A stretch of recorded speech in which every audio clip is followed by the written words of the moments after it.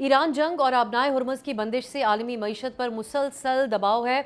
ईरानी पासदारान इनकलाब ने अब आबनाए हुर्मुज़ को बंद रखने के लिए माइंस बिछाना भी शुरू कर दी हैं, जिसका मकसद जंग के खात्मे तक स्ट्रेट ऑफ हुर्मुज़ को मुस्तकिल तौर पर ब्लॉक रखना है। इन इक़दामात के बावजूद आलमी मार्केट में खाम तेल की कीमत में बड़ी कमी हुई है। जंग शुरू होने के बाद $120 में मिलने वाला खाम तेल का एक बैरल अब तकरीबन $90 में मिल रहा है, मगर पाकिस्तान में पेट्रोलियम मसनूआत की कीमत में होशरुबा इजाफा देखने में आया है और उसके बाद अब कीमत में कमी के आसार भी हमें फिलवक्त नजर नहीं आते। वजारत खजाना के मुताबिक पाकिस्तान के पास तेल का वाफिर जखीरा मौजूद है, सप्लाई चेन भी बरकरार है, जबकि यह भी बताया गया कि मुतादिद कार्गोज के हसूल के लिए मामला भी तय किए जा रहे हैं। पाकिस्तान के वफाकी वजीर पेट्रोलियम अली परवेज मलिक ने आज पाकिस्तान में मौजूद सऊदी सफ़ीर नवाफ बिन सईद अल मालिकी से मुलाकात की और इसमें तेल की तरसील से मुतालिक मामलात पर तफसीली गुफ्तगू की गई है। रिपोर्ट्स के मुताबिक आबनाए हुर्मुज़ की बंदिश के बाद पाकिस्तान को बहरा अहमर से तेल की सप्लाई मिलना शुरू हो चुकी है और पोर्ट कासिम पर तेल और गैस की मुतादिद शिपमेंट्स भी पहुंच चुकी हैं, जिसके बाद बहरान का ख़तरा टल चुका है। इसके बाद अब हुकूमत से आम शख्स यही सवाल पूछता है कि आलमी मार्केट में भी कीमतें कम हो चुकी हैं, सप्लाई चेन जैसा खुद कन्फर्म किया जा रहा है हुकूमत की तरफ से कि बहाल है, तो मुल्क में पेट्रोलियम मसनूआत की कीमतों में क्या कमी की जाएगी, स्पेशली जिस अंदाज में उसको बढ़ाया गया उसी तरह से कम की जाएंगी। दूसरी तरफ एक और अहम मामला, IMF ने जून तक ज़र मुबादला के ज़खायर $18 अरब तक पहुंचाने के हदफ को पूरा करने का मुतालबा किया है, जबकि तनख्वाहदार तबके को रिलीफ और सुपर टैक्स के खात्मे को भी IMF की मंजूरी से मशरूत किया गया है। आज एक्सप्रेस अखबार में इरशाद अंसारी की खबर के मुताबिक वजारत ख़जाना के हुकाम ने IMF को बजट तजावीज़ से मुतालिक ब्रीफिंग दी, जिसमें कहा गया है कि मशरिक़ वस्ता के कशीदा हालात ने पाकिस्तान के लिए मुआशी ख़तरात और बेयकीनी में इजाफा कर दिया है, जिसकी वजह से महंगाई बढ़ने का भी खदशा है। अब नाज़रीन सवाल ये है कि क्या हुकूमत जून तक ज़र मुबादला के ज़खायर को $18 अरब तक ले जाने में कामयाब होगी, जो कि इस वक्त $16.3 अरब हैं। साथ साथ हम ये भी बात करेंगे कि हुकूमत ज़र मुबादला के ज़खायर को बचाने के लिए क्या पेट्रोल की कीमतों में मज़ीद बढ़ा सकती है, जो कि ऑलरेडी एक बड़ी परेशान कुन सूरत हाल आम आवाम के लिए बनी हुई है। और इस सब के साथ साथ किफ़ायत शारी की जो वक्ती मुहिम शुरू की गई है हुकूमत की तरफ से, वो कितनी कामयाब होगी, क्योंकि ऐसे दावे पहले भी कई बार किए जा चुके हैं। पे बात करने के लिए हमारे साथ मौजूद हैं राना एहसान अफजल साहब, प्राइम मिनिस्टर के कोऑर्डिनेटर हैं, और हमारे साथ हैं मुज़म्मिल असलम साहब, जो कि मुशीर ख़जाना हैं खैबर पख्तूनख्वा हुकूमत। बहुत बहुत शुक्रिया आप दोनों का। राना साहब, अब लोग तो यही जानना चाह रहे हैं कि जिस स्पीड से कीमतें बढ़ाई गई पेट्रोलियम मसनूआत की, क्या आलमी मार्केट में कीमतें कम होने और जिस किस्म की एश्योरेंसेस खुद आज वज़ीर पेट्रोलियम दे रहे हैं कि हमारे पास मौजूद हैं, सप्लाई चेन भी बहाल है, सो उसके बाद क्या कीमतें कम भी की जाएंगी, ऐसी कोई उम्मीद रखें अवाम? बिस्मिल्लाहिर्रहमानिर्रहीम। अब साहब बिल्कुल सप्लाई चेन के अंदर कोई हमें डिस्रप्शन नहीं नजर आ रही कि शॉर्टेजेस हमें पेट्रोल या डीजल की होंगी और इस चीज को पेट्रोलियम मिनिस्ट्री ने बिल्कुल इंश्योर कर लिया है। नंबर एक। देखें, दूसरी बात, ये कीमतें बढ़ने की या कम होने की, ये अब वीकली रिव्यू हुआ करेंगी कीमतें। पहले 15 दिन बाद रिव्यू होती थी।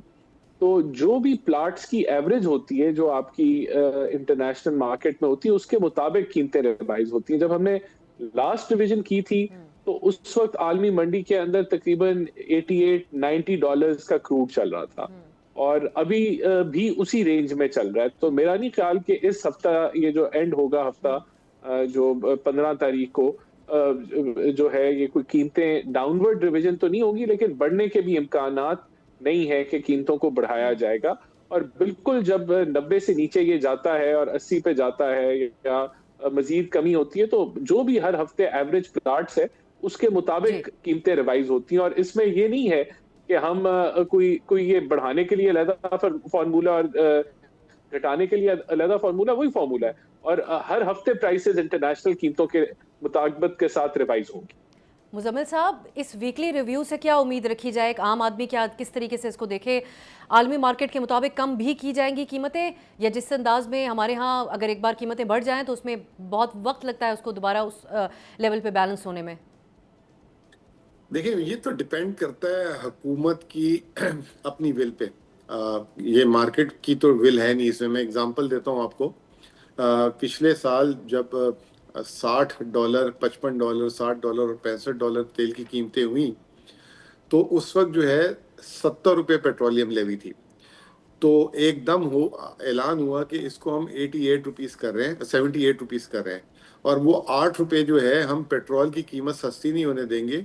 वो 8 रुपए जो है हम बलूचिस्तान में, एक प्राइम मिनिस्टर आपको याद होगा उन्होंने कहा था खूनी सड़क जहाँ पे बहुत ज्यादा एक्सीडेंट होते हैं उसको डबल करने के लिए इस्तेमाल करेंगे।